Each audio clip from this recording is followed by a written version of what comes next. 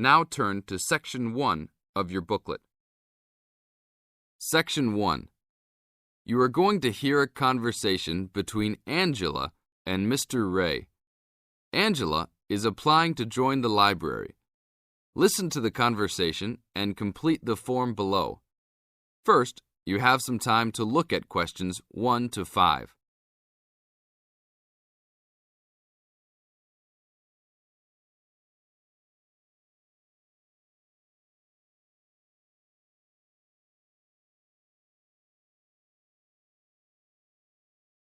You will see there is an example which has been done for you.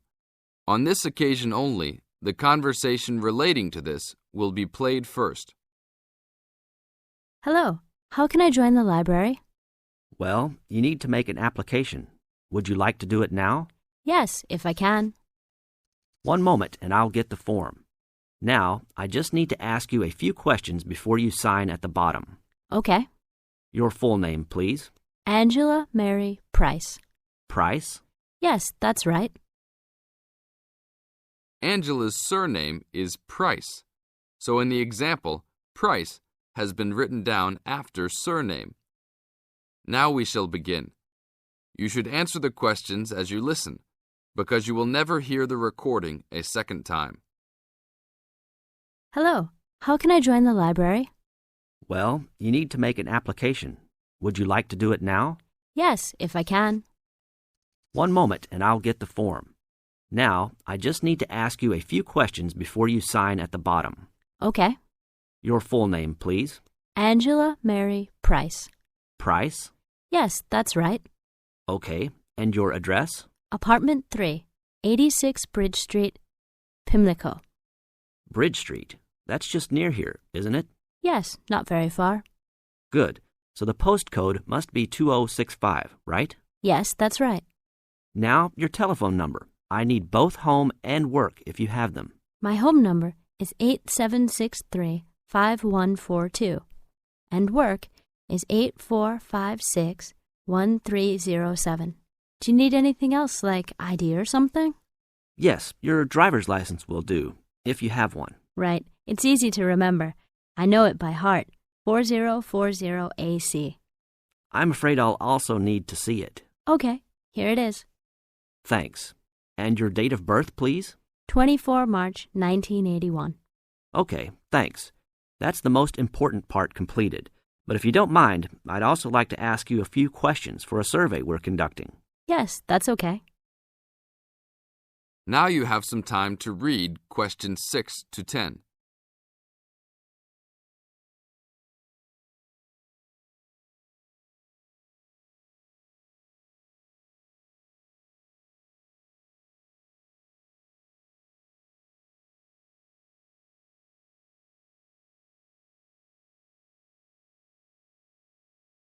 As the conversation continues, answer questions 6 to 10.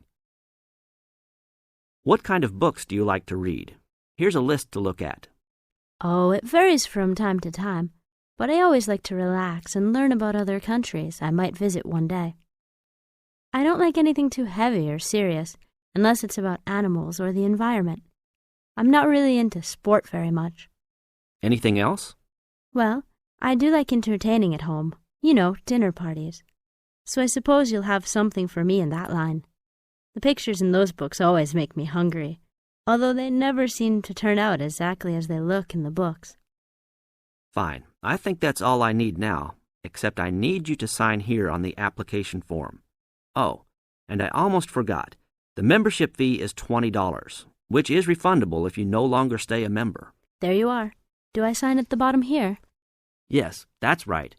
You can borrow books now if you wish, although your membership card won't be ready until next week. So if you want to borrow today, you can pick up your card when you return your first books. That's if you want to take some now. I think I will, but I'll have a look around first. Okay, take your time. This is the end of Section 1. You now have half a minute to check your answers.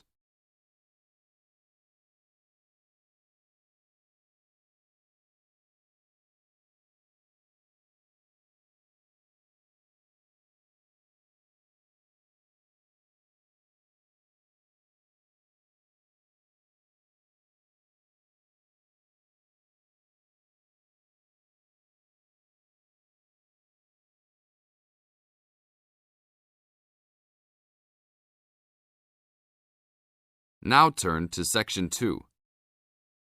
Section 2. You are going to hear a lecture about dining services. First, you have some time to look at questions 11 to 14.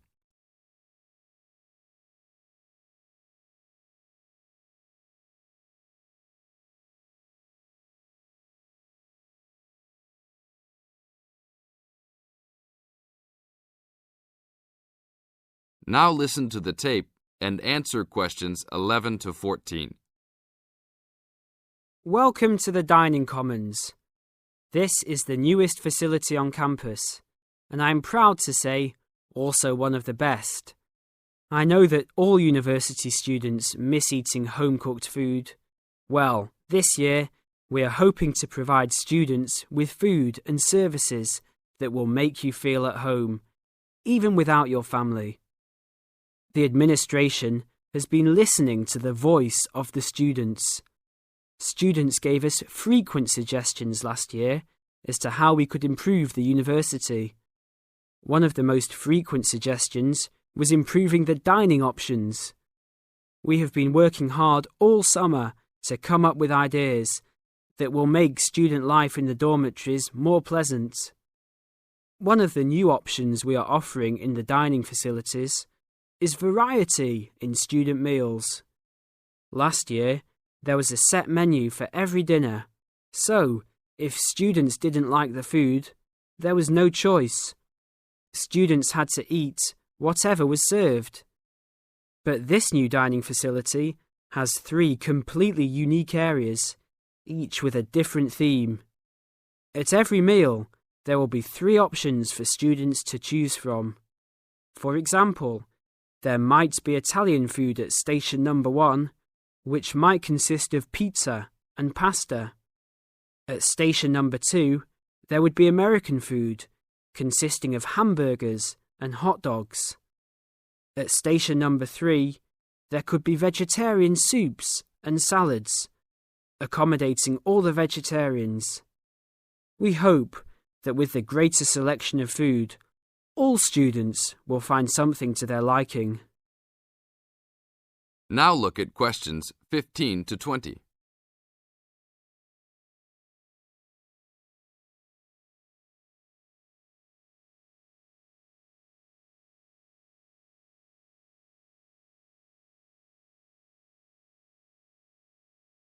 Now listen to the tape and answer questions 15 to 20.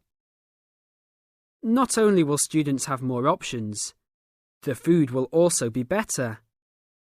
Each section of the facility will have a head chef.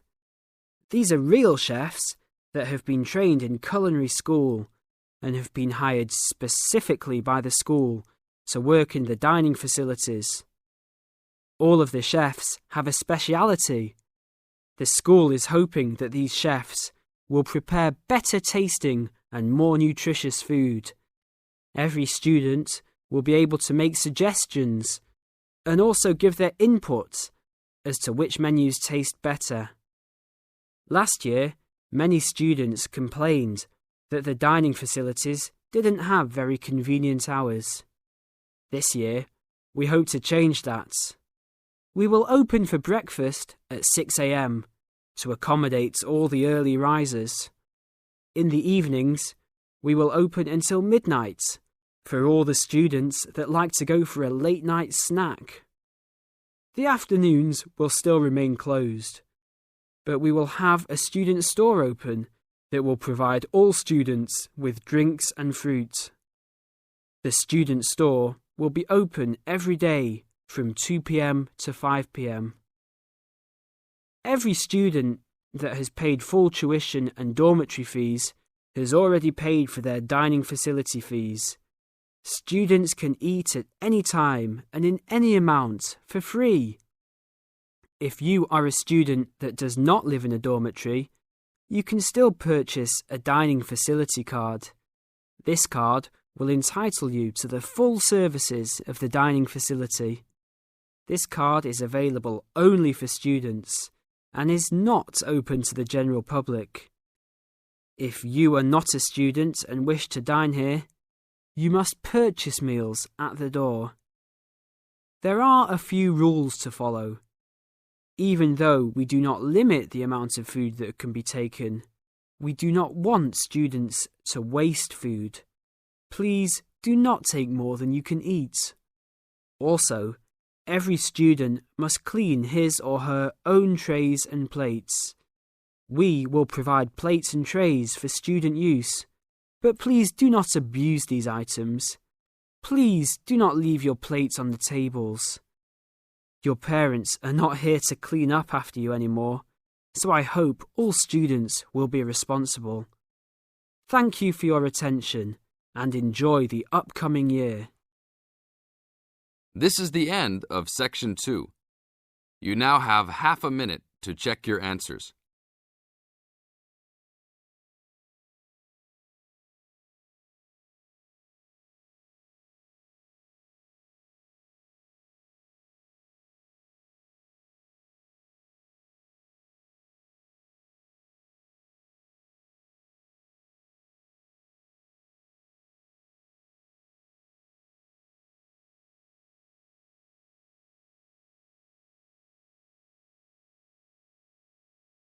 Now turn to Section 3. Section 3. In this section, you are going to hear a conversation between Anne and Marcia. In the first part of this conversation, they are talking about the commands of training dogs. First, look at questions 21 to 25. Note the examples which have been done for you.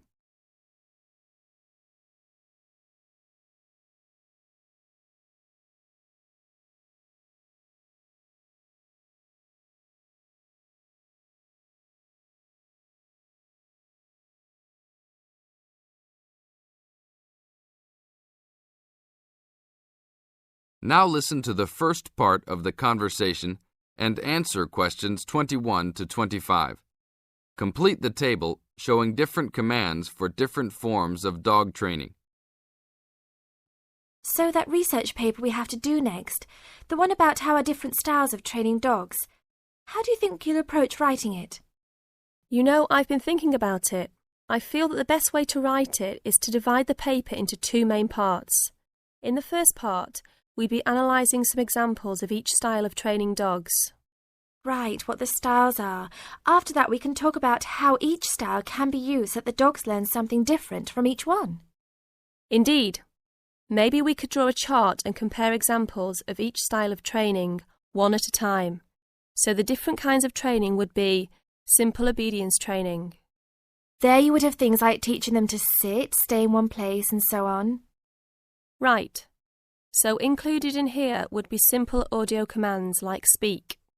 Yes, basic commands are just spoken words, aren't they? And then there would be the more guard-oriented training, where the dogs are trained to know a specific place well. Patrolling and barking are probably the best examples, because most people have seen them in many places, especially in homes. And this would lead us to the attack dog training, which is physical as well as spoken, training the dog to knock someone down, and even biting if they have to. Right, so there's another category as well, sniffing dogs, which make up the searching category. I've read that in the UK, every major airport and government building has these dogs to search for all kinds of dangerous items. In the second part of the conversation, Anne and Marcia talk about all kinds of training and what kind of dogs they are suitable to. Look at questions 26 to 30.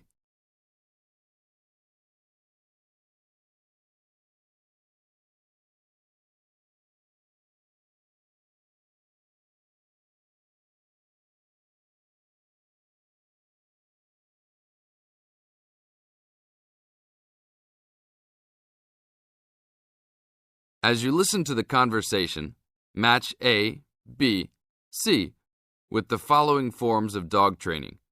One has been done as an example for you. Listen carefully and answer questions 26 to 30. I can believe that. Well, we have a good list to build on. We're finally getting started now, so let's try to figure out when each type of dog training should be used. I guess we can start by trying to figure out the best situation for each type of dog training. What do you mean? What I mean is whether each type of training should be used with different kinds of dogs. We could use basic obedience training, for example, and ask whether it's more useful for a small dog, a medium-sized dog, and so on. In this case, I'd say obedience training is best with small dogs because they tend to get excited easily, and this will help keep them out of trouble. Okay, that makes sense. Then let's look at physical training. Even though some people think it's ideal for every breed of dog, I think it's better suited to the larger kinds. Small dogs usually just aren't smart enough to understand the physical commands, and they can even get hurt from them. The specialised sniffing training is the same. I think they're better with the more intelligent breeds of dogs, and they're hardly ever useful with really small dogs. Attack training, however, can be useful for every kind of large dog, as long as the dog is treated well and given a lot of care and attention. All right, and what about guard training? Barking is an ideal way for small dogs to guard a home.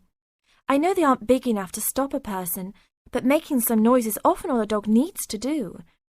Other kinds of guard training like biting, though, are different. I'd always plan to teach those to a smart dog, give them a chance to use their brains and defend their homes.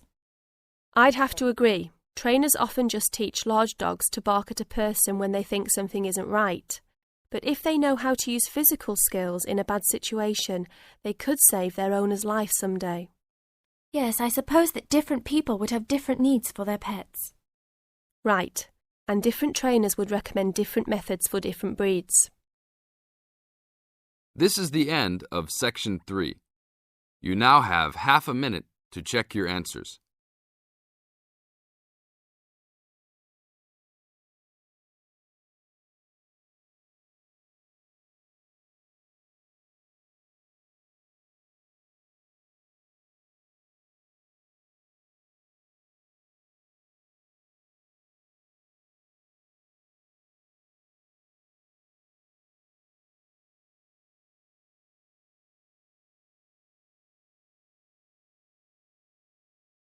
Now turn to Section 4.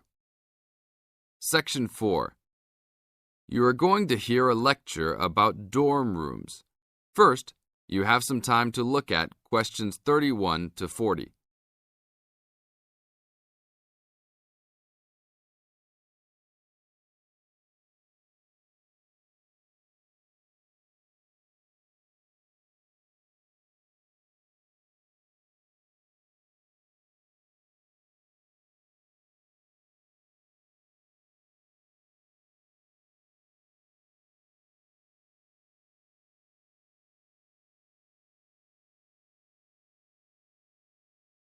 Now listen to the tape and answer questions 31 to 40. Welcome to your new home for the upcoming year. These dorm rooms are among the best in the nation and are the newest ones at this school. So I hope you will all learn to appreciate them and take good care of all the facilities here.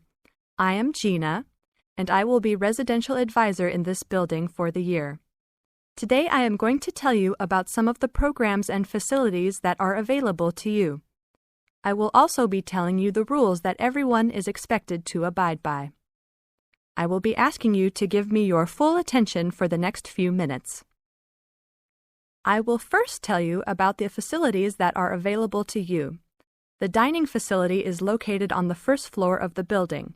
It is open 7 days a week from 7 a.m. to midnight. All the food offered to students is freshly made every day, and my own opinion is that the food is actually quite good. Feel free to come and grab a banana for breakfast or sit down with a group of friends for dinner. Although your meals are served buffet style, please do not waste food. All students are expected to clean their own tables after meals. In the basement of this building, there is a gym and recreational hall. The gym has workout equipment such as treadmills and weight sets. In the recreational hall, there are ping pong tables and a pool table for student use. You must sign in when using this equipment, and you will be held responsible for any damages or losses. The gym and recreational hall are open daily from 10 a.m. to 10 p.m. There is a kitchen located on the second floor of this building. Your dorm key will open this door. Inside there is a refrigerator, a microwave, an oven, and a stove. This room is open 24 hours a day, 7 days a week. If you decide to cook a meal, please be considerate to all the students and clean up after yourself. You can use some food in here, but please do not make a mess. Some students do end up having their food eaten from the fridge, so be careful. Don't leave anything that looks like it tastes really good. Do not leave pots and pans lying around in the kitchen. Please store these in your room. There are many programs being sponsored by our building this year. One of the most popular is our Saturday morning outings. In the past years, these trips have included going fishing, hiking, cycling, ice skating, and even going to the beach. There will be a listing of scheduled events coming out soon. The university sponsors these trips, so transportation will be provided. However, there are usually some costs associated, though they are usually minimal. Our building also has a volleyball team. All students who live in this building are welcome to join. Last year we won first place in the dorm league. Please sign up at the front desk if you are interested as soon as possible, as there are only 20 spaces available based on a first-come, first-served rule. The last things I want to talk about are the rules of our building. I know rules can be boring, but they are necessary to ensure the welfare of everyone living here. First, noise levels must be kept to a minimum after 11 p.m. Many students have early classes, so for those of you that have the luxury of sleeping until 10, please don't stay up late making lots of noise. Secondly, all visitors must sign in at the front door. Even if you have friends that are regular visitors, they must still always sign in. This rule is to prevent theft and robbery from occurring. Thirdly, alcohol and drugs are not permitted in this dorm in any place or at any time. Lastly, just be safe and have a great time. University is the greatest time of your life, so make the most of it. Thank you all for your attention. This is the end of Section 4. You now have 30 seconds to check your answers.